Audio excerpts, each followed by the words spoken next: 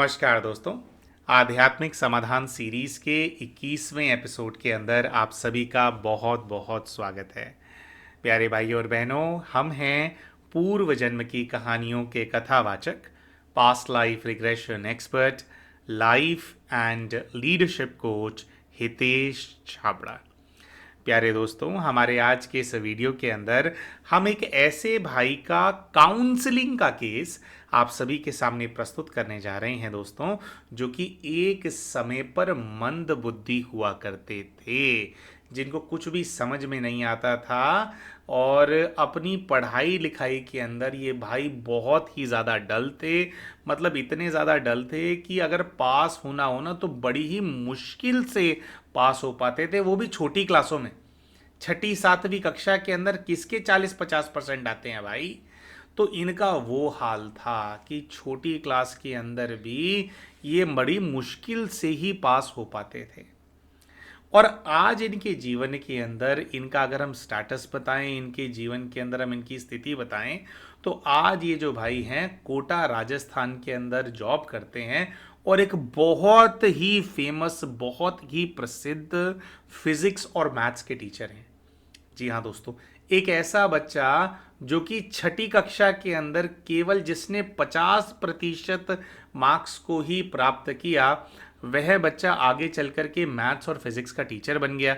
भारत के अंदर tier 1 college से, यानी कि जो टॉप मोस्ट इंजीनियरिंग कॉलेजेस होते हैं, ऐसे एक टॉप मोस्ट इंजीनियरिंग कॉलेज से भाई मास्टर्स कर चुके हैं इंजीनियरिंग के अंदर, एमटेक ग्रेजुएट हैं बहुत बड़े इंस्टीट्यूट से।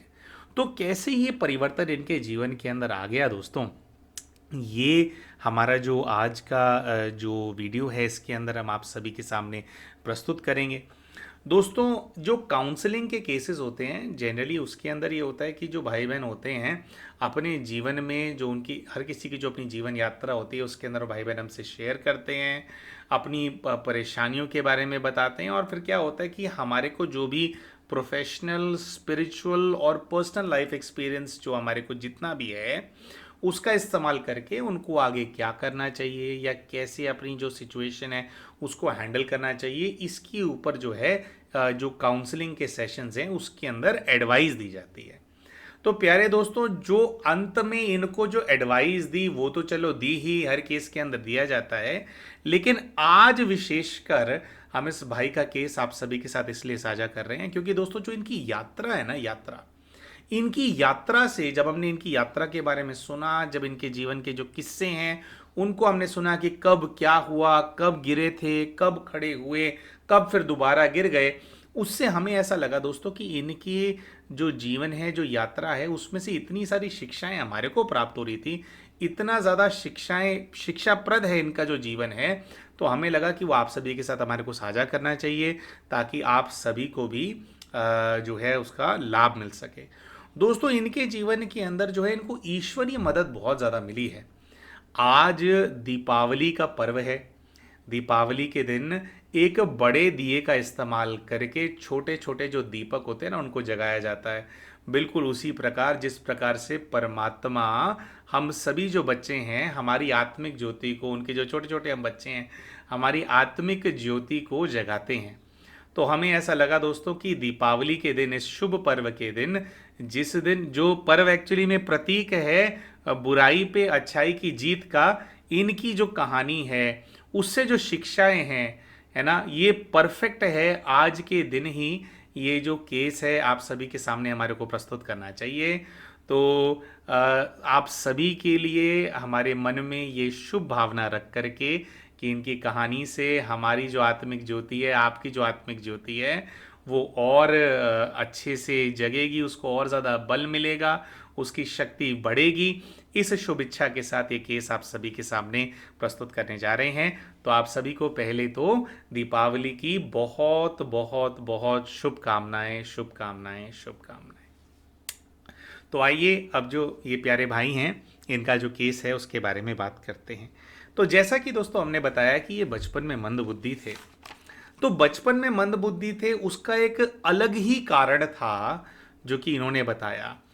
मतलब हमें ऑब्वियसली हमें लगा कि उसका डायरेक्ट कनेक्शन है इनके साथ, तो पहले तो हम वो बता देते हैं, थोड़ा इनकी फैमिली का बैकग्राउंड देते हैं, फिर इनकी परिस्थिति के बारे में बताते हैं। तो भाई साहब जो हैं, इनके जो पिताजी हैं वो एक एक्स आर्मी ऑफिसर हैं, फौजी हैं, इनके पिताजी ऑफिसर थे। माता जी जो हैं वो इनकी हाउसवाइफ हैं और हमेशा से हाउसवाइफ रहे। इनके घर के अंदर ये हैं और इनके एक छोटे भाई हैं, और उसके बाद जो है ये दो भाई हैं, माता पिता के दो बच्चे हैं। ठीक है।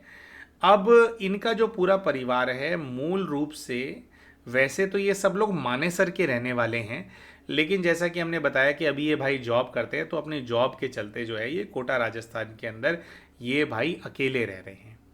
दोस्तों, ये प्यारे जो भाई हैं ये अभी विवाहित हैं। इनकी धर्मपत्नी है वो भी जो इनके धर्मपत्नी है वो भी जॉब करते हैं। इनके ये तो प्राइवेट जॉब करते हैं, इनके वाइफ गवर्नमेंट जॉब के अंदर हैं, और हरियाणा गवर्नमेंट के अंदर एक, मतलब एग्जैक्टली डिपार्टमेंट तो नहीं बताएंगे, तो उसके अंदर वो ऑफिसर रैंक पे जो इनकी वाइफ है वो काम करती हैं, और इनके जो हैं दो बच्चे भी हैं। अब दोस्तों, इनके जीवन में एक परिस्थिति ये भी है कि इनका जो विवाह है, इनके विवाह को लगभग 10 वर्ष हो चुके हैं, लेकिन विवाह होने के बाद से ही, इनफैक्ट उससे कुछ पहले से ही, ये हमेशा से अपने परिवार से दूर रहते आए हैं, आज भी दूर रह रहे हैं। इस बात का भी कुछ को रिलेशन जो है वो इनके केस में से निकल करके अभी आएगा। तो क्या है दोस्तों कि ये भाई बताते हैं कि भैया, जब मैं चौथी या पांचवी कक्षा में था, उस समय मुझे याद है कि इनकी जो माताजी हैं उनके बारे में बताते हैं कि माताजी को अजीब प्रकार से ना डर लगने लग गया था।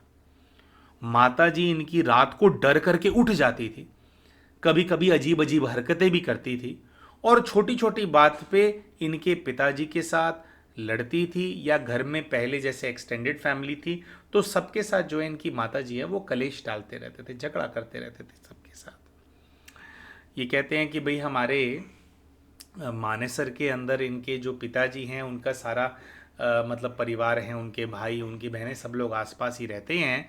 और पहले तो अपनी जो उनकी, मतलब इनके पिताजी के माता पिता जो हैं उनके साथ ही ये सब लोग रहा करते थे, लेकिन इनके माताजी की जो स्थिति है वो इतनी है, वो हो रही थी और वो इतना ज़्यादा झगड़ा करती थी कि शुरू में तो ये बताते हैं कि भाई फिर वो टाइम था कि भाई ना, मेरी मम्मी और जो पापा हैं वो अलग हो गए, मैं, मेरा भाई, मम्मी पापा, हम लोग अलग हो गए। फिर हम लोग दादा दादी के साथ नहीं रहते थे और बाकी परिवार से भी ज़्यादा बात नहीं हो पाती थी। दोस्तों, बहुत वर्षों तक जो है मेडिसिन्स चल रहे थे, लेकिन काफ़ी समय के बाद ये बात जाकर के समझ में आई कि जो इनकी जो माता जी हैं उनको ईविल स्पिरिट की प्रॉब्लम है, कोई प्रेत आत्मा है जो कि उनको तंग करती है बहुत ज़्यादा। अच्छा, ये जो इविल स्पिरिट की प्रॉब्लम है, ये बात कैसे सामने आई? अब ये कहते हैं कि ना, पहले भी कई लोग बोला करते थे कि भाई, मतलब मेरे पिता को, कि भाई अपनी जो घरवाली है उसको दिखा ले, क्या पता इसको क्या प्रॉब्लम हो। लेकिन ये कहते हैं कि मेरे पिताजी थे फौजी आदमी। अब भाई क्या है कि भी वो मानते नहीं इन सब चीज़ों के अंदर, वो कहते थे कुछ नहीं होता, कुछ नहीं होता। अब दोस्तों, यहाँ पर देखिए, सबसे पहले समझने वाली क्या चीज़ है, जब हमारे पास कोई यूनिफॉर्म होती है, या हमारे पास कोई गद्दी होती है ना, हमारे पास कोई पोजीशन होती है, कोई यूनिफॉर्म होती है, उसकी ना अपने आप में एक शक्ति होती है। हर चीज से, जो फिजिकल है, जो स्थूल है, उससे कुछ सूक्ष्म शक्तियां जुड़ी हुई होती हैं। तो एक फौजी क्या होते हैं, वो स्ट्रांग है, फिट होते हैं, विल बहुत स्ट्रांग होती है, डिसिप्लिन होते हैं। तो अगर ऐसी कोई चीजें होती भी है ना, तो इस प्रकार की पर्सनालिटी का कोई व्यक्ति होता है तो उसके ऊपर वो जल्दी से प्रभाव नहीं डाल पाती, क्योंकि उनकी अपनी आत्मिक शक्ति बहुत स्ट्रांग होती है, उनका जो आंतरिक बल है वो बहुत ज़्यादा होता है। तो कहते हैं कि पापा इस चीज़ को लेकर के भाई सीरियस नहीं थे, लेकिन वो बहुत बढ़ता गया। तो ये कहते हैं कि 4 साल बाद माता जी के ऊपर इविल स्पिरिट की प्रॉब्लम है। ये कैसे पता चली, मतलब ये बात कंफर्म कैसे हुई, पापा ने सीरियस कब लेना स्टार्ट किया? उन्होंने कहा कि तब लेना स्टार्ट किया जब मैंने अपने मम्मी को, अपने पापा को, या अपने रिश्तेदारों को अपने सपनों के बारे में बताना शुरू किया। ये कहते हैं कि भैया 9th क्लास की बात है, मुझे याद है कि मुझे निरंतर एक लेडी का सपना आता था, और ये कहते हैं कि मुझे अच्छी तरह से याद है कि भाई मैंने ना रात को उस लेडी को अपने घर में खड़ा हुआ भी देखा है। कह रहे शुरू में तो पापा बोलते थे कि भाई ऐसे सपना ही देखा होगा, इसने ऐसे ही बोल देता खड़ा हुआ है। तो कहते हैं ऐसा नहीं है, मैं उसको महसूस करता था। ये कहते हैं कि एक औरत थी जो कि आकर के ना इनकी छाती के ऊपर बैठ जाया करती थी, इनको दबा देती थी। और एक बार का तो किस्सा इन्होंने ऐसा बताया है कि आगे चल करके ना ये परेशान हो गए थे। इन्होंने उसको कहा था कि तू ना मेरे को मार ही दे, तू मेरे को जान से ही मार दे, है ना, तू मेरी जान तो छोड़ेगी नहीं। तो कह रहे जब मैंने उसको ये बात बोली थी ना, तो उसने गला इतनी जोर की दबाया था कि मेरी सांसें रुक गई थी एक्चुअली में। और कुछ ऐसा हुआ था कि कुछ समय के लिए मुझे ऐसा लगता है कि जैसे मेरी मृत्यु हो गई, मैं कहीं ऊपर चला गया था और मेरे को ऐसा दृश्य नज़र आया कि जैसे कोई डिवाइन लाइट है, और वो डिवाइन लाइट जो है मेरे साथ साथ चल रही है। और कुछ ऐसा उन्होंने दिखाया कि उन्होंने कोई जेल नुमा जगह दिखाई, एक कुछ उन्होंने बताया कि जैसे वो जेल की सलाखें होती है ना, जैसे पिक्चरों में दिखाते हैं, तो कहते हैं एक सलाखों वाला सीन था। और उसके पार उन्होंने कहा, मुझे इंस्पिरेशन दिया, बोल कुछ नहीं रहे थे, इंस्पिरेशन दिया कि वहाँ देख। तो कह रहे मैंने वहाँ पर देखा तो मुझे वहाँ पर ना लोग बहुत ज़्यादा चीखते चिल्लाते हुए तकलीफ़ों के अंदर जो है मुझे नज़र आए, जैसे कोई नर्क का दृश्य मुझे दिखा रहे हूँ। ये कहते हैं कि भाई मुझे आज तक समझ में नहीं आया कि भाई कहानी क्या थी, लेकिन उस वाले केस की। ये कहते हैं कि भाई मैंने उनको कहा कि देखिए अभी मैं तैयार नहीं हूँ, मुझे एक मौका और चाहिए। तो कह रहे जैसे ही मैंने उनको बोला एक मौका और चाहिए, तो मेरा एक सूक्ष्म शरीर मुझे नजर आ रहा था, अचानक से वो शरीर गायब हुआ, मैं एक बिंदी में परिवर्तित हो गया, एक स्टार बन गया। और कहते हैं कि जोर से जैसे एक बम गिरता है ना, कह रहे थे जोर से एकदम से मैं अपने शरीर में प्रवेश किया मैंने, और हा ऐसा करके मैं उठा। ये कहते हैं कि जिस समय मैं उठा, उस समय मेरे जो परिवार वाले हैं ना, वो मुझे उठाने का प्रयास कर रहे थे। मेरा छोटा भाई, मेरे पिताजी, मेरी माँ, सब मेरी बॉडी को ज़ोर ज़ोर से हिला रहे थे और कह रहे कि मेरी बॉडी ठंडी पड़ चुकी थी, मैं सांस तक नहीं ले रहा था, और मैं अपने शरीर के अंदर जो है वापस आ गया। कह रहे जब ये वाला किस्सा हुआ, मैं तो ऑलमोस्ट मर गया था, या मर करके दोबारा जिंदा हुआ था, और मुझे नहीं पता कितनी देर से मेरा बॉडी ठंडी पड़ी हुई थी, मेरे प्राण निकल गए थे, गला घोट दिया था उस चीज़ ने मेरा। तो ये कहते हैं तब फिर जो मेरे पिताजी हैं उन्होंने सीरियसली लिया कि भैया कोई तो चक्कर है, जो पत्नी है उसकी भी हालत ऐसी है इतने सारे सालों से, 4-5 सालों से, अब लड़का भी ये बात बता रहा है। तो कह रहे तब मेरे पापा वो हुए कि नहीं भाई करना पड़ेगा, तो देखना पड़ेगा, ठीक है। फिर ये कहते हैं कि भाई वो जो चीज़ है, फिर जैसे किसी समझदार व्यक्ति से मिले तो उन्होंने कई सारे उनको उपाय बताए। अब जिनके पास ये गए थे वो हनुमान भक्त थे। ये कहते हैं कि मैं वहाँ गया तो मुझे ना एक जैसे कनेक्शन सा फील हुआ हनुमान जी से। ये कहते हैं कि भैया मेरे को नहीं पता, वहाँ पे इलाज तो मेरी माता जी का कराने के लिए गए थे, पिताजी का कराने के लिए गए थे, लेकिन ये कहते हैं कि मुझे नहीं लगता कि उन्होंने जो उनको चीज़ें धारण करने के लिए बोली गई थी या जो उपाय बताया गया था उसका कुछ किया। लेकिन ये कहते हैं कि भैया मैंने एकदम से जो है ना उनको हनुमान जी को पकड़ लिया। अभी ये कहते हैं कि भाई जैसे ही मैंने भाई उनको पकड़ा ना, तो मुझे अचानक से ऐसा फील होने लगा कि मेरा जैसे कंसंट्रेशन सा बढ़ गया है। अब ये कहते हैं कि भैया ये वो वाला समय था कि बस मैं 9वीं पास करके, और कह रहे 9वीं में भी मेरा बड़ा बुरा स्कोर आया था, 40-45% कह रहे मैं आए होंगे मेरे। कह रहे मैं 10वीं कक्षा के अंदर आया ही था। देखो कितने इंपॉर्टेंट टाइम पे जो है हनुमान जी ने पकड़ लिया इनको, इनका हाथ पकड़ लिया। कह रहे 10वीं कक्षा के अंदर मैं आया ही था, और कह रहे हैं मैंने हनुमान जी की भक्ति करनी शुरू करी। मैंने नाम जाप करना शुरू किया, हनुमान चालीसा का पाठ पढ़ना शुरू किया। दोस्तों आपको याद होगा अभी पिछला जो केस हमने पुट किया था उसके अंदर हमने शेयर किया था किसी और बहन के साथ कि भैया आपको करना है तो आप ढंग से करो, इतना इतना वो करो। तो इन्होंने बताया कि भैया मैं तो जो है ना बिल्कुल जैसे धुनी रमा करके रखता था, और पूरा दिन मैं तो जो है उनके भाई जो भी उनको जैसे भी याद करना होता, चाहे हनुमान चालीसा का पाठ हो या राम नाम हो, कह रहे मैं ये सब जो है मैंने शुरू कर दिया। कह रहे तो जैसे जैसे मैं हनुमान जी को याद करता था ना, मेरे अंदर ना मुझे एक बहुत ही स्ट्रॉन्ग एनर्जी फील होती थी। और कह रहे कि मुझे ना ऐसा फील होता था कि जैसे ना मैं कोई बिखरी हुई बिल्डिंग हूँ, कोई टूटी हुई बिल्डिंग हूँ, और जैसे होता है ना एक खंडर होता है, और खंडर को फिर जब उसका रिकंस्ट्रक्शन कराया जाए तो मकान होता है ना, तो कह रहे जैसे कि ना एक एक करके ईंटें लगती जा रही थी और मेरे चारों तरफ ना एक कवच सा बनता जा रहा था जो कि ना पहले घिरा हुआ था। दोस्तों मतलब पहले इनके कहने का मतलब ये है, जो हमारे को समझ में आया स्पिरिचुअल लैंग्वेज में, क्या होता है दोस्तों, हमारा ना ऑरा वीक होता है कई बार, है ना। तो वो जब बुरी शक्ति हमारा प्रभाव कर रही होती है हमारे ऊपर, तो वो धीरे धीरे पहले ऑरा वीक होता है तो वो प्रभाव करती हैं और प्रभाव डालती हैं, तो और ज़्यादा जो है वो ऑरा जो है वो वीक होने लग जाता है।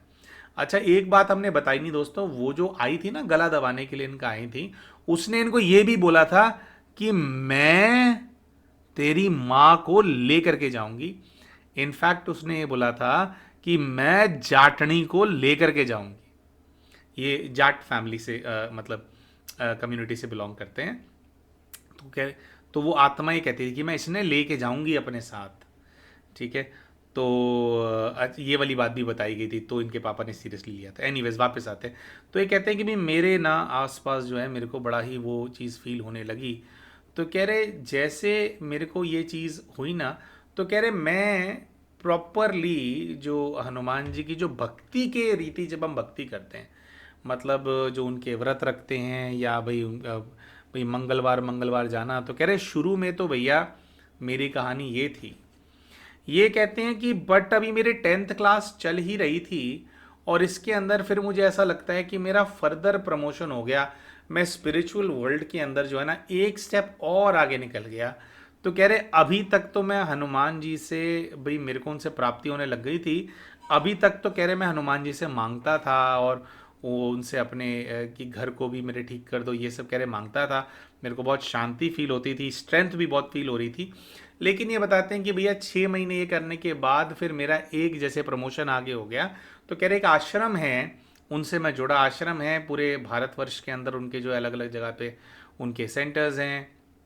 तो कह रहे कि मैं उनके साथ जुड़ गया और उन लोगों ने जब अपना ज्ञान मुझे दिया, तो कह रहे मुझे वो जो ज्ञान है ना पूरा, ये कहते हैं कि ना मेरे जैसे दिल के अंदर उतर गया। और कह रहे कि मेरे को जिस चीज़ ने बहुत ज़्यादा प्रभावित वो किया, वो ये था, कह रहे कि मेरे आध्यात्मिक यात्रा के अंदर अभी तक तो मैं केवल हनुमान जी को फॉलो करने वाला बच्चा था। मेरे को ये था कि बस भाई हनुमान जी तो हनुमान जी और हम जो मर्जी कर सकते हैं, है ना। ये जैसे होती है भक्त रीति में सोच होती है कि वो तो भगवान है ना। तो कहते हैं यहाँ पर, कह रहे इस चीज़ पे जोर दिया गया जिस आश्रम से कहते जुड़े।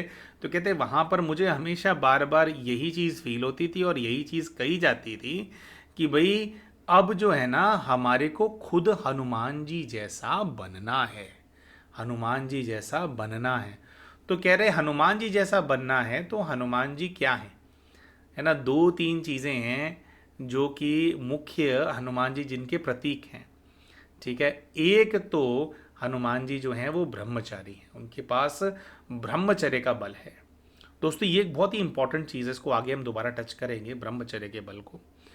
तो ये था कि भाई सबको ब्रह्मचर्य की धारणा करनी चाहिए। एटलीस्ट वहाँ आश्रम में सिखाया गया कि हमें अब केवल हनुमान जी की भक्ति नहीं करनी, बस स्वयं उनके जैसा बनना है। जैसे वो ब्रह्मचारी है वैसे ब्रह्मचर्य की धारणा हमारे को भी करनी है। तो ये कहते हैं कि ठीक है, मुझे बहुत अच्छा लगा। कह रहे दूसरा, हनुमान जी जो हैं उनकी जो छवि है या जो उनका पूरा ओवरऑल जो उनका कैरेक्टर है, जो ओवरऑल उनका पर्सनालिटी है, उसके अंदर क्या है कि उनके रोम रोम में राम समाये हुए हैं। यानी कि उनके रोम रोम में परमात्मा की याद है, ईश्वरीय शक्ति है, उनका प्रताप है, उनकी स्मृति है और संपूर्ण सेवा की भावना है। जैसे एक एक श्वास जो उनका है वो प्रभु भक्ति और प्रभु के वो कहते हैं ना काज करने का, उनकी जो रिस्पॉन्सिबिलिटीज है उनको जो निभाने का जो है ना वो पार्ट है उनका, कि भाई वो करते ही वो हैं ही इस चीज़ के लिए, है ना, कि उनके रोम रोम में राम समाये हैं और राम के काज ही उनको संवारने हैं ना। तो उनके काम में लगे रहते। तो कह रहे ये भी, कह रहे इस आश्रम के अंदर पहला तो हनुमान जी की तरह ब्रह्मचारी बनना, दूसरा ये था कि ज़्यादा से ज़्यादा परमात्मा की याद में रहना, ईश्वर की याद में रहना, शिव की याद में रहना, कह रहे ये सिखाया। और दूसरा ये कि अपने जीवन को हम लौकिक रीति जो कुछ भी करते रहे, हमारा जैसे हम गृहस्थी हैं या प्रवृत्ति मार्ग के अंदर जो कुछ करते रहे वो करते रहो, लेकिन हम जो कुछ भी करें वो परमात्मा की याद में हमारे को करना है। हमारे को ऐसे करना है कि उससे जो है ईश्वर का जो कार्य है वो सिद्ध होता हो।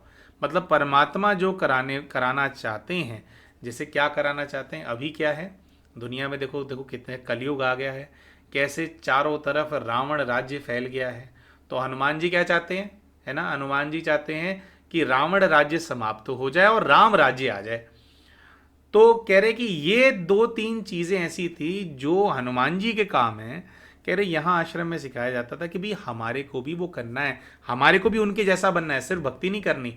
तो एक ब्रह्मचर्य की धारणा, दूसरा अपनी एक एक श्वास में, अपने शरीर के एक एक अणु के अंदर परमात्मा की याद को समा लेना, और तीसरा कि परमात्मा के जो कार्य हैं, यानी कि जो ये कलयुग की दुनिया है इसमें जो बुराइयां हैं, इसका एक प्रकार से विनाश करना और सतयुग की सृष्टि को फिर दोबारा से लेकर के आना, राम राज्य को फिर से लेकर के आना। ये जो कह रहे जो संस्था है उनका लक्ष्य था। तो कह रहे जब ये मुझे समझ में आया तो कह रहे मैं जैसे पूरी तरह से अपने तन मन धन जन जो पूरा कह रहे मेरे संकल्प है उससे मैं ना समर्पित हो गया बुद्धि से। अब इससे क्या हुआ दोस्तों, क्या होता है कि जब हम ब्रह्मचर्य की धारणा करते हैं, आप देखिए हम अपने कई सारे वीडियोस में बोलते हैं, कई बार नाम लेते हैं हनुमान जी का। ऐसा क्यों कहा जाता है कि हनुमान जी का नाम लेने से जो भूत पिशाच है वो भाग जाते हैं, आपके पास नहीं आते, नेगेटिव एनर्जी आपके पास नहीं आती? ऐसा क्यों है? क्योंकि सबसे बड़ा कारण जो है उसका वो ये है कि वो ब्रह्मचारी हैं, और दूसरा ये है कि उनके रोम रोम में परमात्मा की याद समाई हुई है, परमात्मा का नाम समाया हुआ है।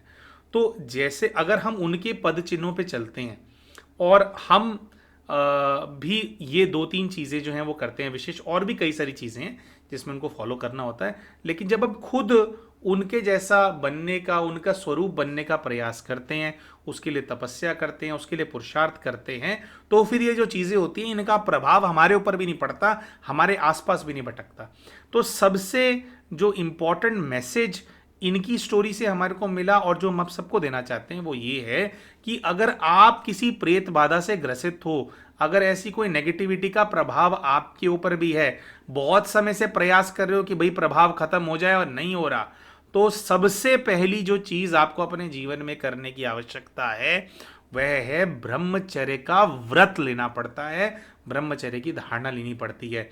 और आप जो पुरुषार्थ करेंगे वो तो करेंगे, लेकिन ये व्रत लेने भर से ही शक्ति आ जाती है आपके अंदर। और दोस्तों ये हमारा अपना पर्सनल अनुभव भी है। और जब आप ये व्रत ले लेते हो ना, तो उसके बाद क्या होता है, ये चीजें आती हैं, आपको लालच देती हैं कि तू ना जो ब्रह्मचर्य का व्रत है ना इसको तोड़ दे बस, और कोई दिक्कत नहीं है, हम तेरे साथ हैं, हम तेरी मदद करेंगे, तेरे को ये ला करके देंगे, वो ला करके देंगे, तेरे को अमीर बना देंगे, तू जो मर्जी कर, ब्रह्मचर्य की धारणा मत कर। है ना, बड़े बड़े साधु सन्यासी संत हैं, वो भी बताते हैं इस चीज़ को कि हमारे पास आकर के लालच देती हैं चीज़ें हमारे को, लेकिन ये नहीं तोड़ना होता। क्योंकि जब आप ये धारणा कर लेते हो तो क्या होता है कि आप अपना जो देह है उसको मंदिर की तरह पवित्र रखने का और भी कई नियम पालन करने होते हैं, लेकिन उसका जो सबसे बेसिक रिक्वायरमेंट है, जैसे मंदिर होता है वो क्या होता है, बहुत पवित्र स्थान होता है, साफ होता है, स्वच्छ होता है, वहाँ पर फिर देवी देवताओं का, वहाँ पे ईश्वरी शक्तियों का वास होता है। तो ऐसे ब्रह्मचर्य की धारणा करने से हमारा जो हमारा ये देह होता है इसको हम एक प्रकार से स्वच्छ कर लेते हैं, और फिर जब ये स्वच्छ होता है, ये मंदिर की तरह हम इसको जो है इसको मेंटेन करते हैं, और भी गंदमंद इसके अंदर हम नहीं डालते हैं, तो उससे क्या होता है, उससे फिर क्या होता है कि फिर जो आसुरी शक्तियां हैं, जो भी नेगेटिव एनर्जी है, वो आपको दूर रह करके थोड़ा बहुत तंग तो कर लेगी, लेकिन इसके अंदर प्रवेश नहीं कर सकती फिर वो, क्योंकि उसको फिर अंदर प्रवेश करना अलाउड ही नहीं है, नहीं आ सकती। अब इसका और भी काफ़ी एक्सटेंशन है, उस पर अलग से हम वीडियो बनाएंगे कि एग्जैक्टली क्या क्या लेवल पे होता है ब्रह्मचर्य। हम सोचते हैं कि सिर्फ it is a physical thing, physical नहीं है, मन वचन कर्म हर दृष्टि कृति हर चीज़ के अंदर जो है ब्रह्मचर्य की धारणा होनी चाहिए फिर। एनीवेज, तो कहते हैं कि भैया जैसे ही मैं ये आया ना और कह रहे मैंने वो साधना करनी शुरू करी, तो मैं कहते हैं कि भैया देखो, पहले तो कई बार क्या होता है, लोग ऐसा सोचते हैं कि भाई मेडिटेशन करेंगे, साधना करेंगे, अरे सेंटर जाएंगे, अरे आश्रम जाएंगे, टाइम वेस्ट होगा, हम पढ़ाई कब करेंगे। कह रहे भाई साहब मैं तो मंद बुद्धि था, मेरे तो 50% आते थे मुश्किल से। ये कह रहे भैया मैंने 10वीं कक्षा के अंदर, आप लगाओ, मैंने प्रॉपर किया, सुबह शाम जो है मैं साधना करता था, जो हमारे और आश्रम जाता था, वहाँ के जो नियम है, धारणाएं हैं, चाहे भोजन की और कई सारी धारणाएं, कह रहे मैं वो पालन करने लग गया। शुद्ध अन्न उस 10वीं कक्षा में कह रहे अपने हाथ से मैं बना करके खाने लग गया परमात्मा की याद में। और कह रहे कि भैया उसके बाद जो है ना मेरा जीवन जो है ना एकदम से जैसे ना वो परिवर्तित ऐसे हो गया कि पूरे घर में बाकी के जो लोग हैं, पिताजी रहते थे ड्यूटी पे, माँ और भाई रह गया। कह रहे ये लोग तो बौखलाए रहे, झगड़ा करें, आपस में भी झगड़ा करें, मुझे भी एंगेज करने का प्रयास करें, लेकिन ये कहते कि मैं उनकी बातों का जवाब नहीं देता था। कह रहे मैं अलग सही हो गया, जैसे एकदम ना, जैसे एक अलग ही, कह रहे मैं फ्रीक्वेंसी पे चला गया। वो परेशान थे लेकिन मेरे को, मैं उनकी परेशानियों में एंगेज नहीं होता था। कह रहे बहुत ही करुणा दया की भावना आ गई मेरे मन के अंदर, बहुत ही शांत स्वरूप हो गया। और कह रहे मेरा कंसंट्रेशन ऐसा हो गया, पहले ये कहते मैं पढ़ नहीं पाता था, मैं तो बैठ ही नहीं पाता था किताब के सामने, लेकिन ये कहते भैया अब ऐसा हो गया कि भैया मैं साधना करने के बाद जो है ना, मैं बैठूँ ना किताब पे और मैंने निश्चय कर लिया कि भाई ये सब करना है, तो कह रहे 4 घंटा 5 घंटा पढ़ता रहूँगा और एकदम फोकस्ड रहूँगा। तो कह रहे भैया ऐसा ना एकदम से ना मैजिकल चेंज आ गया।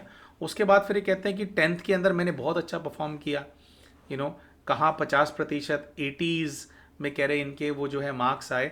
और फिर कहते हैं इनकी ये जो यात्रा है इसको इन्होंने आगे बढ़ाया, और जब ये 12वीं कक्षा में थे तो 12वीं कक्षा के अंदर फिर इन्होंने अबव 95% जो है स्कोर किया। तो दोस्तों कहाँ वो बच्चा 50 से पहला वो वर्ष जिसमें परमात्मा का हाथ बच्चे ने पकड़ा, ब्रह्मचर्य की धारणा करी, साधना करी, है ना, तो वो 50 से बच्चा 80 पे आया और 80 से फिर जो है 90 95 पे पहुंच गया, है ना। तो जबकि पहले वो ज़्यादा पढ़ाई करने का प्रयास करता था, अभी तो इसका नियम था 3 घंटा 4 घंटा 5 घंटा इसको अपनी जो है साधना, जो इसके जो उससे जुड़ी हुई जो भी चीज़ें थी, क्लासेस वगैरह थी, वो सब कुछ करता था उसके बावजूद भी। तो एक ये चीज़ हुई इनके जीवन के अंदर। फिर ये कहते हैं कि जो इनके जो माताजी हैं ना, कुछ ऐसा हुआ कि फिर इनके पिताजी जो हैं उन्होंने वॉलंटरी रिटायरमेंट ले लिया, क्योंकि इनके माताजी की जो परिस्थिति है वो बिगड़ती जा रही थी बहुत ज़्यादा।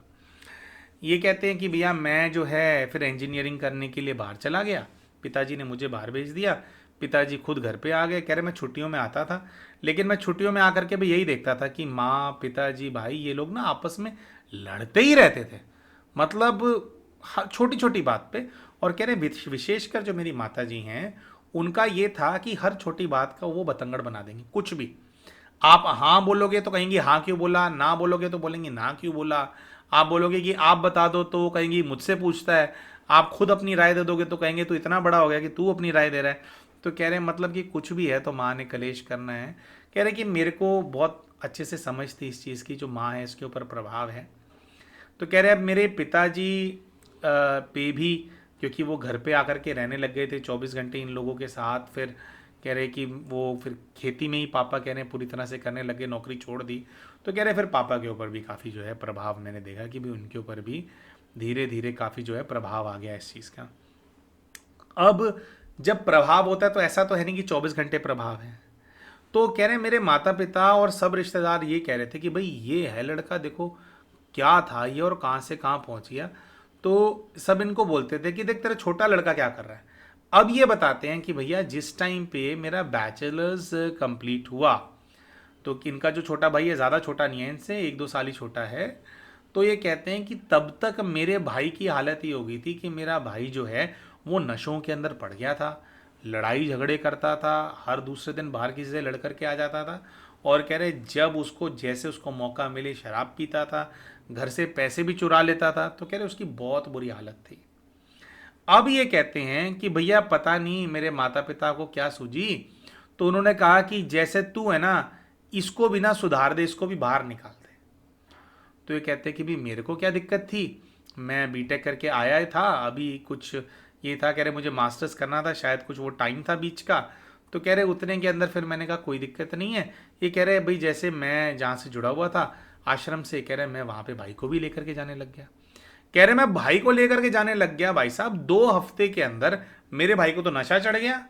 किस चीज़ का नशा? पहले तो शराब का नशा था, कह रहे अब उसको ईश्वरीय सेवाओं का नशा चढ़ गया उसको। वो कह रहे वो तो पूरा वो भी लीन हो गया, वो भी बिल्कुल जैसे मैं संत सा था, कह रहे वो भी संत जैसा बन गया एकदम से। कह रहे उसने अपने जो उसका वेशभूषा है वो छोड़ दी, श्वेत वस्त्र धारण कर लिए, कह रहा उसी में रहता, पापा की खेत में मदद भी कराने लग गया। और बिल्कुल उसने भी वही धारणा कर ली कि भी मैं तो जो है ना शुद्ध भोजन करूंगा एकदम, कोई भी तामसिक चीज़ नहीं चलेगी मेरे को, है ना, प्याज लहसन भी नहीं खाऊंगा, कुछ भी नहीं करूँगा, खुद बना करके खाऊंगा। कह रहे जब ये चीज़ हुई तो सब लोग बड़े हैरान हो गए, माता पिता भी गए आश्रम। कह रहे लेकिन माता पिता का ऐसा है कि उन्होंने ना ऊपर ऊपर से लिया, और बल्कि ये कहते हैं कि जो मेरी माता जी है ना वो इस चीज़ को लेकर के परेशान हो गई। कह रहे मेरे माता जी को पता नहीं था कि ब्रह्मचर्य की धारणा के लिए कहा जाता है। तो कह रहे मैंने तो ब्रह्मचर्य का व्रत ले रखा था।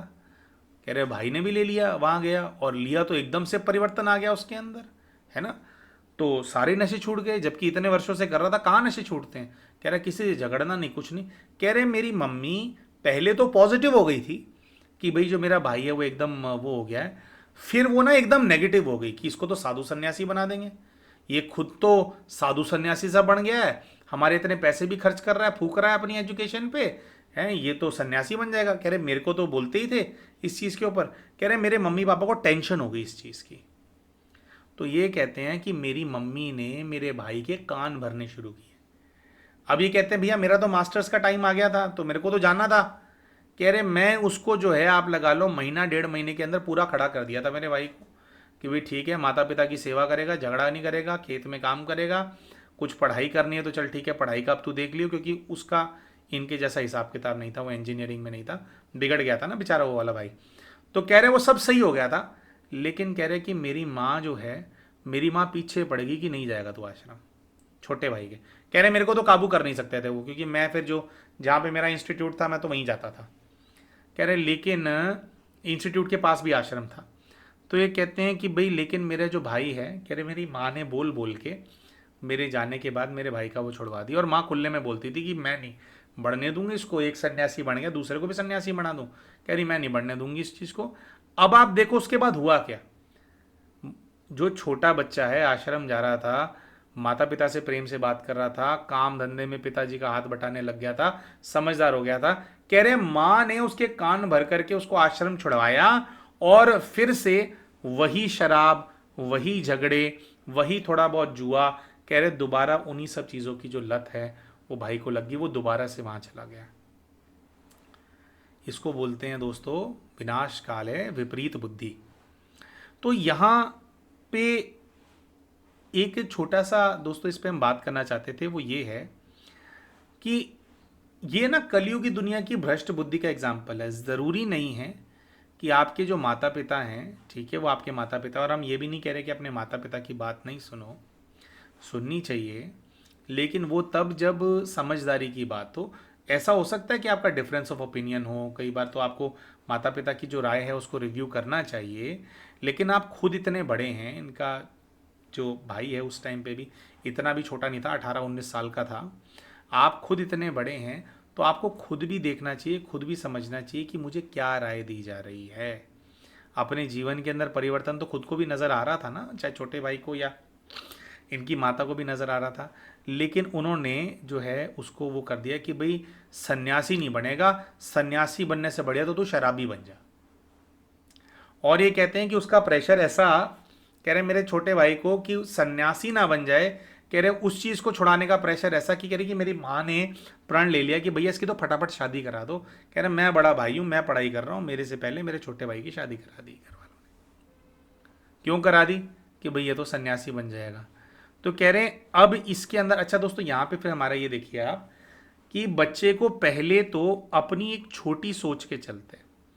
मतलब अगर बच्चा अगर परमात्मा के मार्ग पे अगर आगे भी चलेगा, मान लीजिए वो ब्रह्मचारी हो गया है, उसने ब्रह्मचर्य का व्रत ले लिया, आपकी तो सेवा कर रहा है ना, अच्छे संस्कार है ना, आपसे झगड़ नहीं रहा, तमीज से बात कर रहा है, काम धंधा भी संभाल रहा है। वो नहीं चाहिए आपको। आपको ये चाहिए कि वो बस अपना ब्रह्मचर्य तोड़ दे किसी भी प्रकार से, है ना, और ब्याह करके लड़की को ले आओ। अच्छा, ऐसा अगर व्यक्ति जो शराबी है, जुआ खेलने की जिसको आदत है, जिसका काम धंधे में मन नहीं लगता, जो दिन रात लड़ता है, ऐसे लड़के से अपनी छोटी सोच के चलते आपने किसी लड़की का ब्याह करा दिया। अब उसकी लड़की के जीवन, भाई ब्रह्मचारी रह करके झगड़ा भी अगर करेगा, मतलब किसी दूसरे की बच्ची का तो जिंदगी खराब नहीं करेगी ना, लेकिन उसको पूरी तरह से गृहस्थी बनाना है। उसके चक्कर में पहले तो ये गलत आदतें डाली, फिर एक लड़की को आप यहां पर भी लेकर के आए।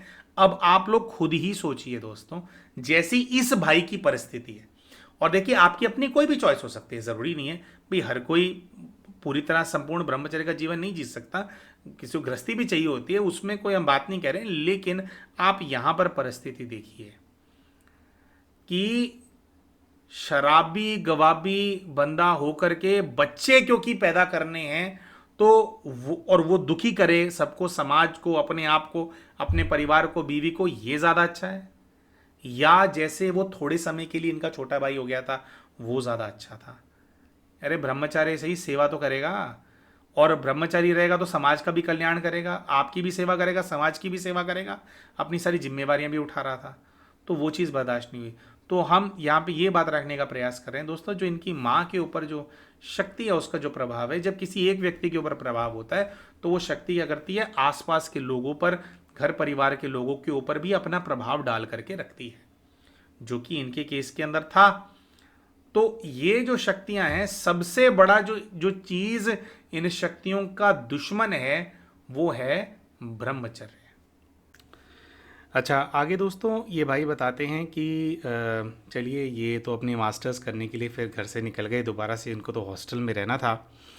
तो कुछ ऐसा हुआ कि मास्टर्स इनकी हो रही थी, ये अपनी क्लासेस, अपनी ध्यान साधना उसके अंदर बहुत सीरियस थे। जहाँ से ये कर रहे थे मास्टर्स, उसके पास में ही ये आश्रम था उसी संस्था का जिससे जुड़े हुए थे, वहाँ ये जाने लगे। वहाँ पर ये कहते हैं कि भैया मैं तो ऐसे हो गया कि भाई पढ़ाई तो वैसे फॉर्मेलिटी के लिए कर रहा था, और ये कहते हैं मैं तो पूरी तरह से जो है ना सेवाओं के अंदर जैसे डूब सा गया, और कह रहे मैंने जैसे प्रण सा ले लिया कि जैसे परमात्मा की प्रत्यक्षता तो विश्व में मैं करवा करके ही रहूँगा, और सेवाओं को मैं आगे से आगे बढ़ाऊँगा, आगे से आगे बढ़ाऊँगा।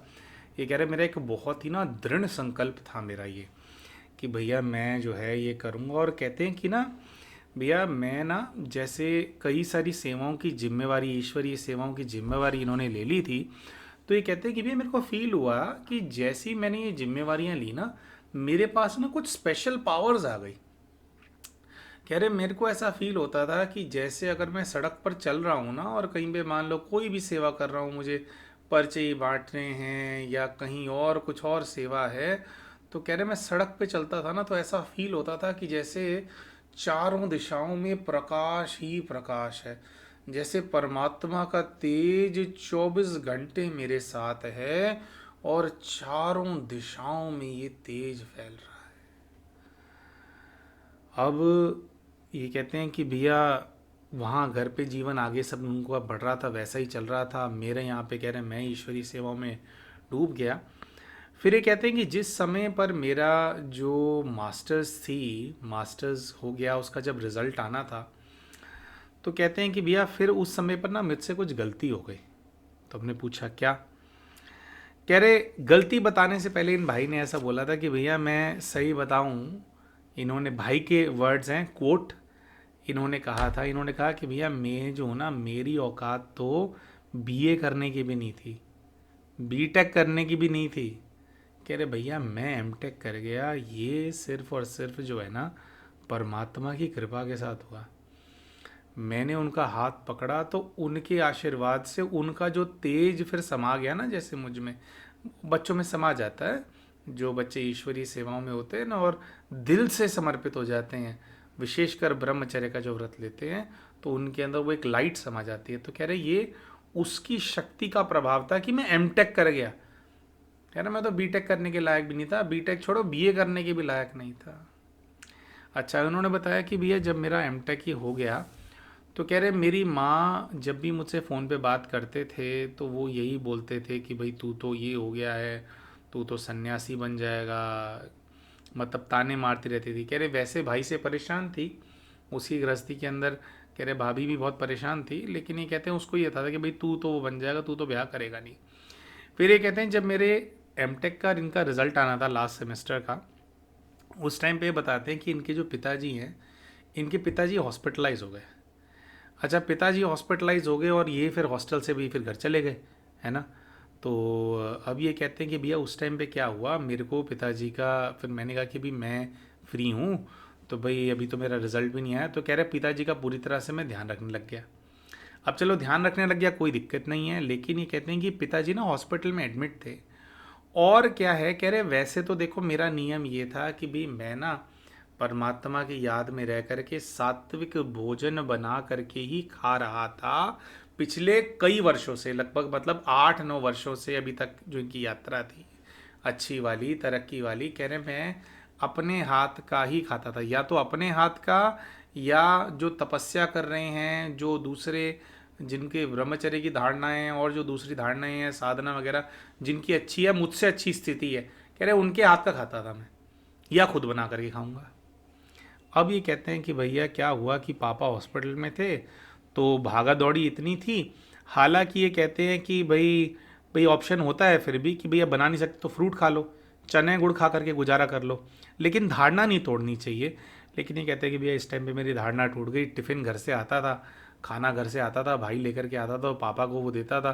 फिर कह रहे भाग दौड़ इतनी ज़्यादा होती थी, तो कह रहे उस समय पर जो है मैंने मेरे घर का, मेरी माता के हाथ का प्रिपेयर किया हुआ जो भोजन है ना, वो खाना शुरू कर दिया। तो दोस्तों यहाँ पे हम बोल रहे हैं माता के हाथ का भोजन खाना शुरू कर दिया। माता का जो हाथ का भोजन होता है उसको तो अमृत समझा जाता है ना, है ना, ममत्व की भावना होती है। लेकिन क्या इनकी जो माता जी हैं वो ममता की मूर्त, उनकी वो स्थिति थी वो, है ना। तो हम बिना कुछ भी, क्योंकि सिर्फ माता है उसको इस रीति तो नहीं देखेंगे ना, इनकी माता की स्थिति इतनी खराब है, फिर माता जी जो है उनके ऊपर प्रवेशता है इतने वर्षों से। अभी जब जिस समय की कहानी बता रहे हैं तो मतलब 15-16 साल हो चुके थे उनकी माता के अंदर प्रवेशता थी प्रेत आत्मा की, है ना। तो वो उससे ग्रसित है, झगड़ा करती हैं, नेगेटिव हैं। तो दोस्तों क्या होता है कि जो भी व्यक्ति भोजन बनाता है ना, उसके जो विचार चल रहे होते हैं उस समय पर, वो विचार उस व्यक्ति की जो एनर्जी है, उसकी जो भावनाएं हैं, वो भोजन को इम्पैक्ट करती है। और फिर जब भोजन आप ग्रहण करते हो तो वो जो भावना है वो आपको इम्पैक्ट करती है, आपके जो थॉट्स है उसको मैनिपुलेट करती है, आपकी स्थिति को गिराती है। इसीलिए नियम यही होना चाहिए कि अगर आप साधना के मार्ग पे हैं तो या तो भोजन अपने हाथ का करना है, या फिर किसी ऐसे व्यक्ति के हाथ का भोजन हम कर सकते हैं जिसकी स्थिति हमसे बेहतर हो, बराबर हो, बेहतर हो। ईश्वरीय सेवा मतलब आप प्रसाद खा सकते हो, भोग जो है वो खा सकते हो प्रभु जी को लगा करके, ऐसे ही किसी के भी हाथ का खाना आप नहीं खा सकते। अब भोग हर कोई तो नहीं बना सकता ना, भोग वही उसी के हाथ के भोग को भोग बोला जाता है। तो एक्चुअली में जो जो तपस्या करता है या भक्ति करता है उसका वो लेवल होता है, उसकी श्रद्धा होती है। तो इनके माता जी की स्थिति बहुत गिरी हुई थी, तो क्या है भोजन सबसे पहले हमारी जो मानसिकता है उसको इम्पैक्ट करता है। ये तो फिर ये दोस्तों इनकी जो जर्नी है उसका जो लेसन नंबर 2 है वो ये है, ये बताते हैं कि भैया वो मैंने खाना शुरू किया। कहते हैं कि भैया जब वो मैंने किया ना, वो भोजन खाना शुरू किया ना, तो ये कहते हैं मेरा ना अचानक से, कह रहे भी पिताजी की टेंशन तो थी, पिताजी बीमार चल रहे थे, लेकिन ये कह रहे हैं कि मेरा मन करता था कि भाई मुझे सेंटर जाना है, मुझे आश्रम जाना है, मुझे मेरी क्लास करनी है, साधना करनी। कह रहे एकदम से ना मेरा जैसे ना वो हट गया, जैसे मेरी लाइट गायब हो गई, जैसे मैंने भोजन खाना शुरू किया कुछ ही दिनों के अंदर। और ये कहते हैं कि मतलब मेरी स्थिति ऐसी गिर गई, मेरे को ये था कि भाई सेंटर वेंटर बेकार है यार, क्या करूँगा जा करके। कह रहे जबकि आप देखो भैया अभी तक की जो कहानी इन्होंने बताई, पिछले जो जब से इनके जीवन में साधना आई थी, तपस्या आई थी, पवित्रता इनके जीवन के अंदर आई थी, कितना कहाँ से कहाँ चले गए थे। लेकिन ये कहते मैंने वो भोजन किया तो कह रहे मेरे को ऐसा लगा जैसे मेरी बुद्धि ना बंद गई, ऐसे ख़त्म हो गई। अब ज़रूरी नहीं है कि इनकी माता जी ने कुछ किया होगा या कुछ उसमें ऐसा वो डाल दिया होगा, कुछ लोग कर भी देते हैं, ब्लैक मैजिक कर भी देते हैं। लेकिन इनके माता जी की स्थिति तो ये थी, उनको ब्लैक मैजिक अलग से करने की जरूरत थोड़ी है।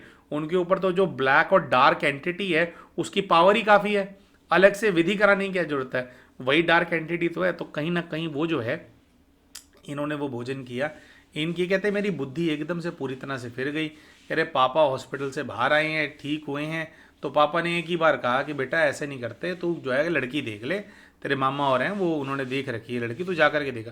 कह रहे मैं जो पवित्रता का व्रत लेकर के बैठा हुआ हूँ, मेरा दिमाग अब ऐसे चल रहा है कि हाँ जो मम्मी पापा है उनकी बात भी मान लेनी चाहिए, इनको मैं दुख क्यों दूँ, है ना। तो मैं कहते कि मैं जो है फिर लड़की देखने के लिए चला गया।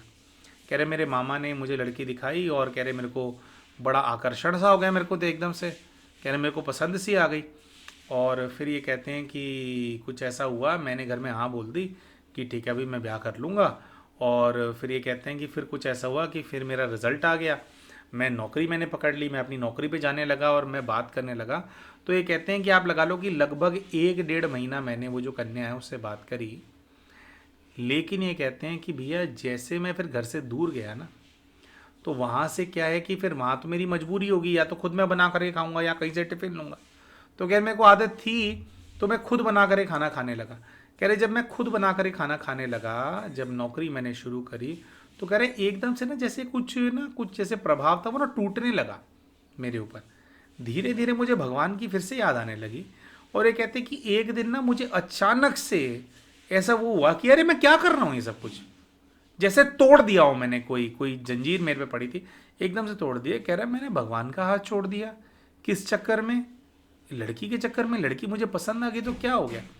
तो फिर ये कहते हैं कि मैंने 1.5 महीने बाद जो है, जो वो कन्या है जिनसे मेरे रिश्ते की बात चल रही थी, जिनसे बात हो रही थी, कह रहे मैंने उनको बताया कि भैया मैं तो ऐसे पवित्रता के मार्ग के ऊपर हूँ, मैं तो ब्रह्मचर्य की धारणा करनी है, मैं तो शादी नहीं कर पाऊँगा। तो कह रहे भाई साहब मैंने उसको ये बात बोली थी, जो उसने रोना पिटना शुरू किया। कह रहे जो उसने मुझे इमोशनल ब्लैकमेल करना शुरू किया कि भाई मैं 1.5 महीने से बात कर रही हूँ तो मेरी बदनामी हो जाएगी, ऐसे थोड़ी होता है, मेरे से ब्याह कौन करेगा। जबकि दोस्तों एक्चुअली में होता नहीं ऐसा। भाई रिश्ता अगर टूट गया तो फिर क्या है, दूसरा रिश्ता मिल जाता है। एनीवेज कहने का क्या, ईजियर सेड दैट डन, कुछ कॉम्प्लिकेशंस होते भी होंगे लेकिन फिर भी ऐसा नहीं है। पर ये कह रहे कि वो तो एकदम मुझे चेप ही हो गई, जैसे विक्रम को बेताल चिपक गया था ना, कह रहे वो वैसे हो गई वो तो, और तो ओवर पॉजेसिव होगी कि भाई ये तो कोई और चक्कर तो नहीं है, क्या नहीं है। तो कह रहे वो मेरे पीछे पड़ गई। फिर ये कहते हैं कि मैंने ना ब्लॉक कर दिया उसका नंबर। कहते हैं कि 1 महीने बाद करवा चौथ था, तो करवा चौथ के दिन उस लड़की की मम्मी का फ़ोन आता है और वो कहती है कि बेटा इसने ना करवा चौथ का व्रत रखा हुआ है, तेरे लिए एक बार बात कर ले। तो कह रहे मैं हैरान हो गया, कह रहे मैंने तो 1 महीना पहले बोल दिया था कि मैं शादी नहीं करूँगा, ये करवा चौथ का व्रत रखी बैठी है। कह रहे पता नहीं भैया, फिर मैं ना ज़्यादा ना उसको तकलीफ़ में देख नहीं पाया उस लड़की को। और कह रहे कि पता नहीं क्या है, बहुत ही ना ल्योरिंग सा है और ये है। कह रहे फिर मैंने करवा चौथ का बात किया, उसने व्रत तोड़ा। कह रहे मैं उसको बोलता रहा फिर भी कि भाई देख लो जैसे भी है, मैं तो पवित्र रहूँगा, मैं ब्रह्मचर्य की धारणा करूँगा, तो तुम सोच समझ करके ब्याह करना। कह रहे मैंने वो कितना ही मैंने उसको धमकाया क्यों ना हो, लेकिन वो जो है ना, कह रहे मेरी जो वाइफ है ना, कह रहे उसके ऊपर ना उसको कन्विंस करने की बहुत पावर है उसके पास। उसके बाद कहते हैं हमारा ब्याह हुआ, और ब्याह होने के बाद कह रहे मैंने शुरू में पवित्र रहने का प्रयास किया, ब्रह्मचर्य की धारणा मैंने रखी, लेकिन ये कहते हैं कि कुछ ऐसा हुआ कि इनकी फिर जो पत्नी है साथ में होती हैं, तो कह रहे वो इतना वो रोना पिटना उसने किया, इतना उसने वो दिखाया कि तुम मेरे पे अत्याचार कर रहे हो, ये कर रहे हो, वो कर रहे हो। तो कह रहे उसकी खुशी के लिए मैंने अपनी जो मेरी पवित्रता है, फिर मैंने जो है उसको तोड़ दिया कि भाई ब्याह तो कर ही लिया है तो अब क्या करूँ। तो भाई वो है, चल ठीक ही बोल रही है। तो कह रहे ठीक ही बोल रही है, एक एक करके कह रहे फिर मैं पूरी तरह से जो है, जो एक रेगुलर एक गृहस्थी व्यक्ति जो होता है, जो बार बार जो है विकार में जाता है, तो कह रहे मैंने वो किया। कह रहे लेकिन भैया मैं ये बताना चाहता हूँ कि वो जो लाइट मेरे अंदर थी ना, कह रहे तरक्की तो है मेरे पास आज भी, कह रहे वो है।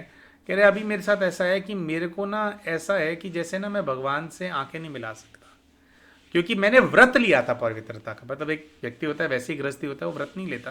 कह रहे मैंने व्रत लिया था इस चीज़ का, मैंने कुछ वादे किए थे, मैंने अपना जीवन समर्पण करना था किसी रीति, वो छोड़ करके कह रहे मैं उस पर आ गया। तो कह रहे कि मेरे पास जो लाइट थी, पावर्स थी ना, वो सब जैसे चला सा गया है। कह रहे मैं एमटेक हूँ, मैं पढ़ाता हूँ, मैं वैसा मंद बुद्धि तो नहीं हूँ जैसा वो था, क्योंकि मुझे बहुत हील कर दिया। लेकिन ये कहते हैं कि जो कुछ विशेष शक्तियाँ आ गई थी, वो सारी शक्तियाँ फिर जो है कह रहे मेरे से वो चली गई, कह रहे बहुत दूर हो गई वो शक्तियाँ। और फिर ये कहते हैं कि इनकी जो ये जो मैरिड लाइफ की यात्रा है, कह रहे फिर कह रहे जाते थे, पवित्रता भंग करते थे, पर कह रहे फिर इनको बार बार ये आता था कि भाई नहीं। तो कह रहे ये मैं ना दूर दूर नौकरी ढूंढता था अपनी, ये कहीं दूर करूँगा मैं नौकरी, ताकि मुझे बार बार ना पढ़ना पड़े, मुझे बार बार ना रहना। कह रहे इसी वजह से मैं 9-10 वर्षों से थोड़ा दूर रहता हूँ। हर हफ्ते मिलते हैं, हर हफ्ते पत्नी मिलने आ जाती है या मैं मिलने चला जाता हूँ, कुछ ऐसा है। अफोर्डेबिलिटी की दिक्कत नहीं है, बहुत हाई पेइंग जॉब इनकी है, हाई पेइंग जॉब इनकी पत्नी की भी है। लेकिन ये कहते हैं कि ना वो मुझे ना बार बार इस चीज़ को ना तोड़ने पे मजबूर करती आई है। और ये भाई कहते हैं कि भाई देखो, मेरे को ऐसा लगता है कि जैसे ना मेरी माँ, मेरी पत्नी, मेरे जो घर वाले हैं, इनसे मेरा कुछ ऐसा हिसाब किताब है कि ये मुझे ईश्वरीय सेवाओं से इन्होंने मुझे बहुत दूर कर दिया।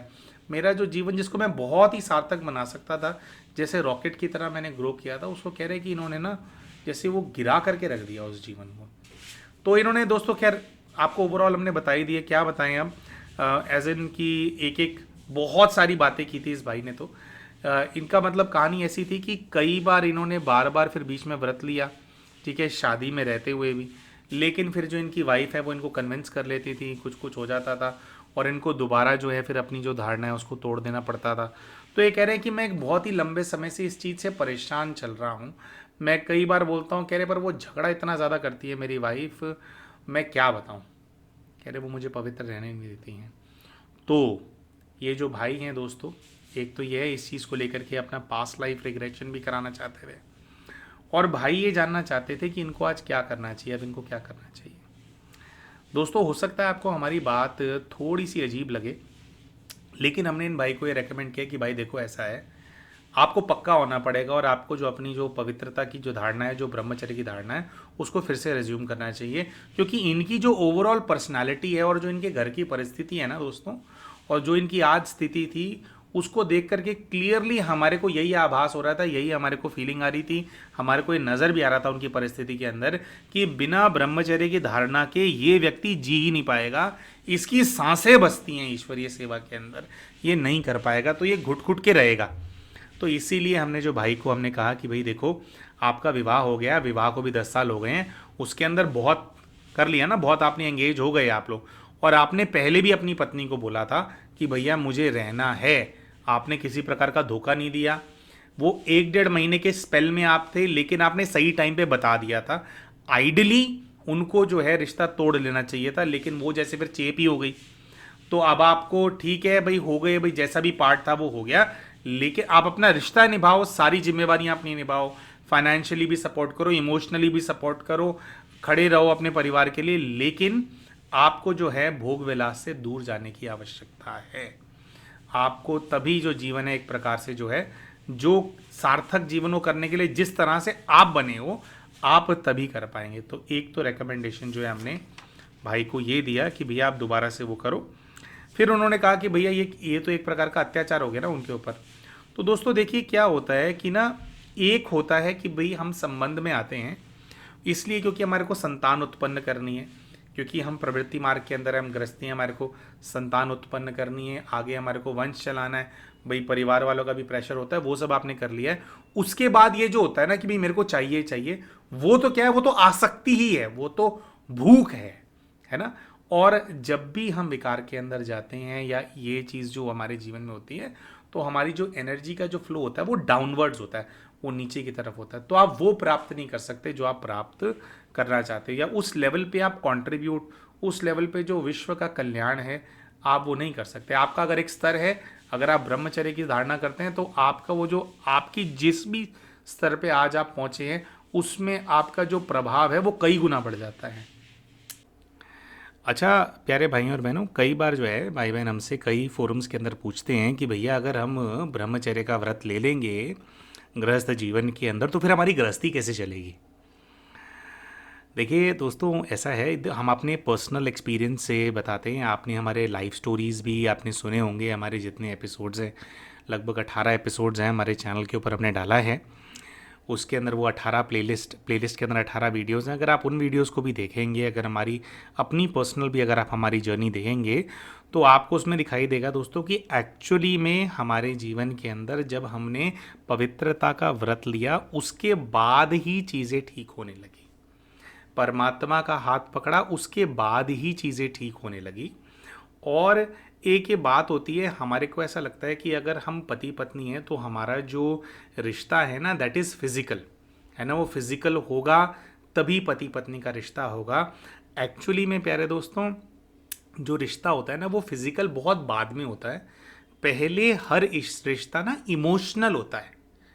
अगर आप अगर दूसरी रीति, अगर जैसे इंटीमेट भी अगर आप होते तो पहले everything happens in a way in the mind, है ना, पहले वो मेंटली होता है, उसके बाद ही आप जो है दूसरी रीति जो है फिर आप जो है आगे बढ़ते हो उस चीज़ के अंदर, फिजिकली फिर आप जो आगे बढ़ते हैं आप उसके अंदर।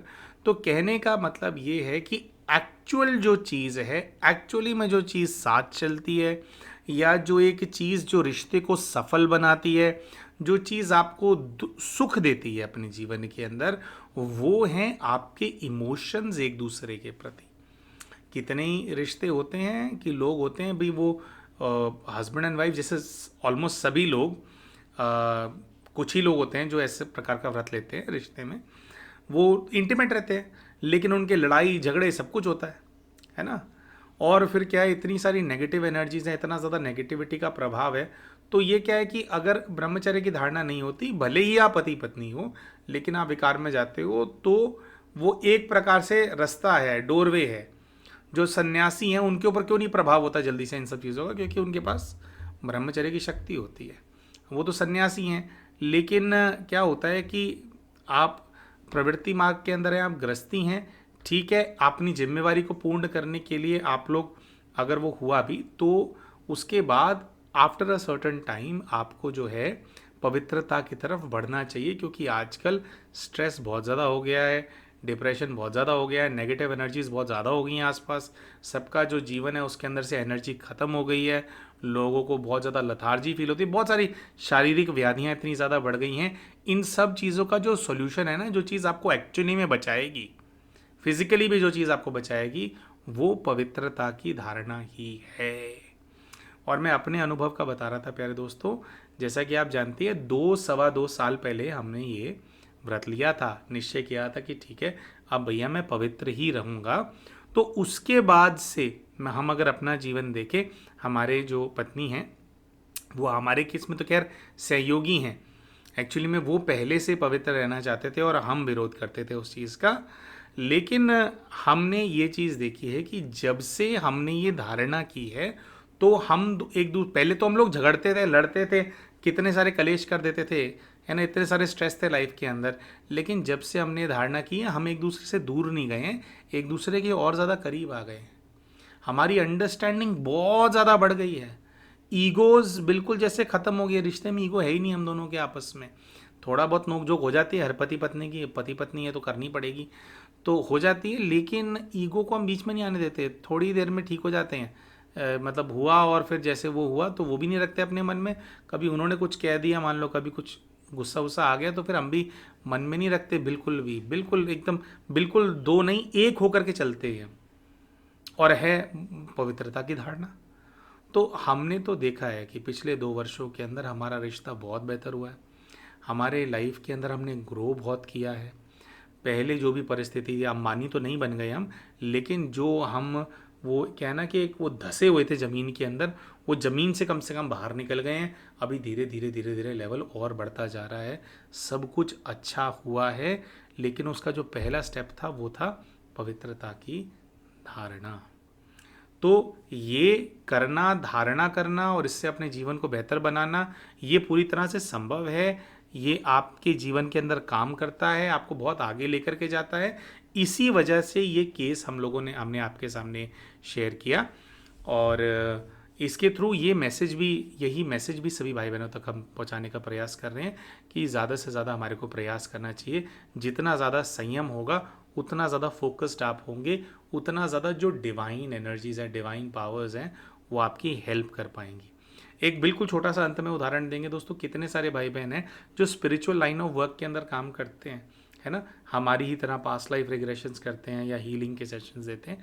ऐसे भाई बहन जितने भी हमारे संपर्क में आते हैं, जितने भी भाई बहनों का हमने काउंसलिंग किया या कभी हमने बात करी, वैसे इंटरेक्ट किया, हम हमेशा बोलते हैं कि भैया विशेषकर ये काम करते हो तो पवित्रता की धारणा तो आपकी होनी ही होनी चाहिए। क्योंकि एक तो होता है कि इंसान के अपने जीवन में नेगेटिविटी होती है, आपका तो काम ही है दूसरे लोगों की जो नेगेटिविटी है उससे डील करना, उससे उनको पीछा छुड़ाने में थोड़ी उनकी हेल्प करना, उनको राय देना। तो आप अगर अपने लेवल पे आपकी अगर धारणा नहीं होगी, आप मजबूत नहीं होगे, तो वो तो आपको ही इम्पैक्ट कर देंगे। या अगर आप उनको उतारा करने के लिए जो भी विधियां होती है उसका इस्तेमाल करोगे तो आपको ज़्यादा मेहनत करनी पड़ेगी। एज कंपेयर टू उस व्यक्ति को जिसके पास ब्रह्मचर्य की धारणा है, जिसके पास बल है ना।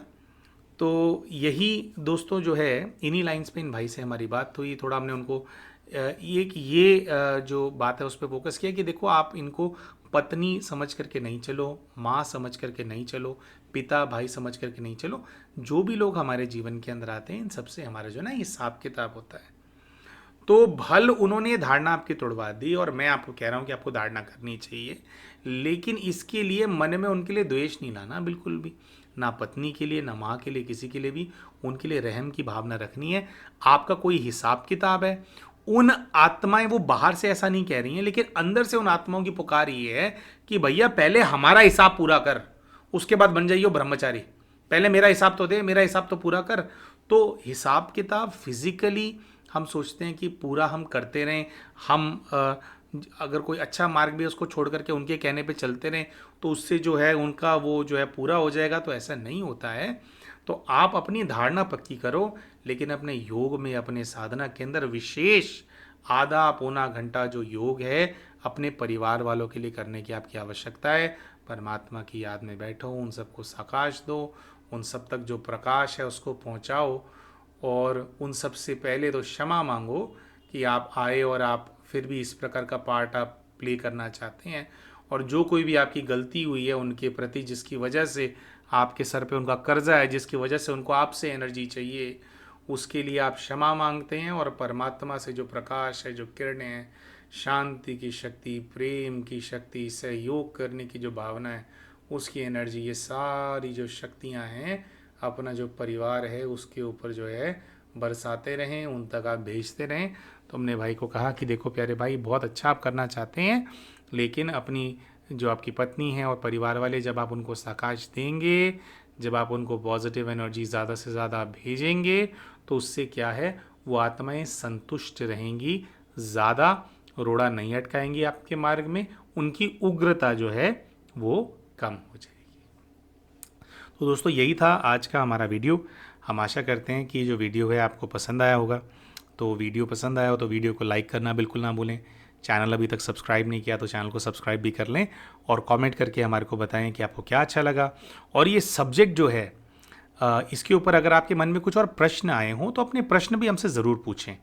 और प्यारे दोस्तों, अगर आप भी इन भाई की तरह, जैसे हमने शुरू में बताया था कि ये इतनी सारी परेशानियों के अंदर थे, है ना, अगर आप भी इन्हीं की तरह योग साधना सीखना चाहते हैं, जिस योग साधना को करके शुरू में जो इतनी सारी मुश्किल परिस्थितियां थी जिससे ये बाहर निकल गए थे, और अब वापस जिस मार्ग पे ये वापस आगे बढ़ना चाहते हैं, है ना, वापस अपने जीवन को जो है दोबारा से और ऊंचाइयों की तरफ और विश्व सेवा की तरफ लेकर के जाना चाहते हैं, अगर आप भी वो योग साधना सीखना चाहते हैं, तो एक मेडिटेशन का ग्रुप है, उसका लिंक भी हम इस वीडियो के डिस्क्रिप्शन में डाल देंगे, पिन कमेंट में भी डाल देंगे।